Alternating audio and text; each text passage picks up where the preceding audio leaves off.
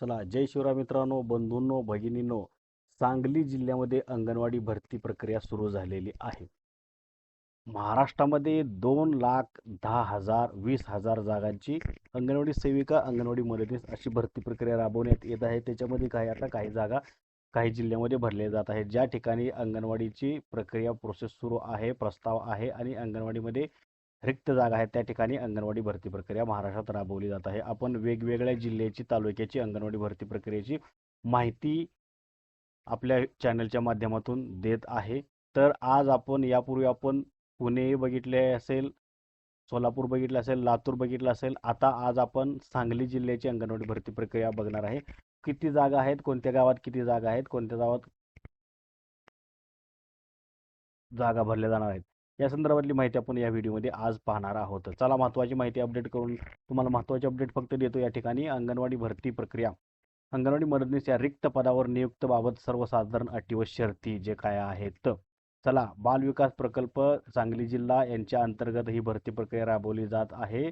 रिक्त मदतनीस या अंगणवाडी केंद्रातील मदतनीस या मानधनी पदासाठी जागा भरल्या जात आहेत. यासाठी उमेदवाराकडून 13/7/2026 ते 24/7/2026 या कालावधीत अर्ज मागवले जात आहेत.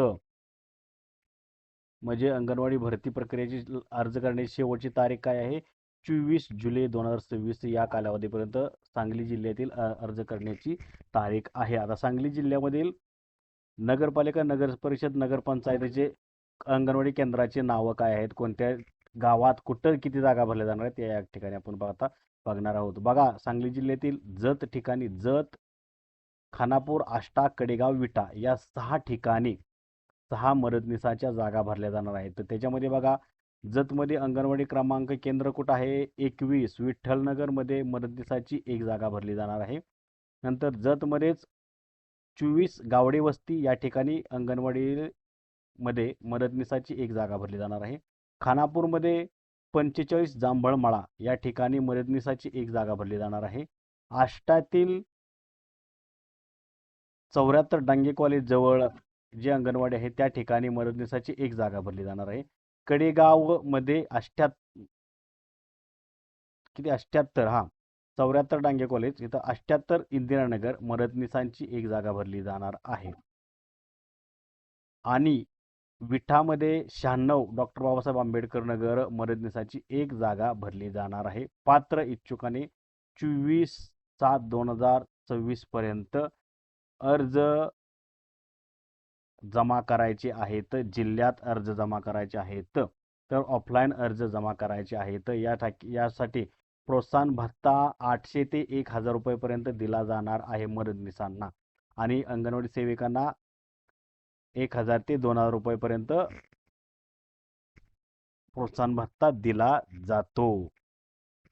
म्हणजे तुम्हाला 8,500 रुपयेपर्यंत हा पगार पडणार आहे. तर सांगली जिल्ह्यातील ज्या महिला आहेत, इच्छुक आहेत, या गावातील ज्या राहत आहेत, त्या महिलांनी यासाठी अर्ज करायचा आहे. तुम्हाला अशा पद्धतीचा हा अर्ज तुम्हाला पंचायत समितीमध्ये मिळतो. तो अर्ज घेऊन तुम्ही जमा करायचा आहे. अर्ज कसा भरायचा यावरचा सविस्तर व्हिडिओ आपण अंगणवाडी आपल्या चॅनलवरती टाकलेला आहे, तर तो तुम्ही पाहू शकताय आणि तशा पद्धतीने अर्ज भरू शकताय. कोणतीही चूक करायची नाही. तर लागा कामाला. 6 ठिकाणी जागा आहेत मदतनीसाच्या सांगली जिल्ह्यासाठी. आणि काय अपडेट आली तर आपण तुमच्यापर्यंत नक्कीच पोहोचू. सांगलीकरांनो, आपल्या चॅनलला सबस्क्राईब करा. धन्यवाद. जय हिंद, जय महाराष्ट्र.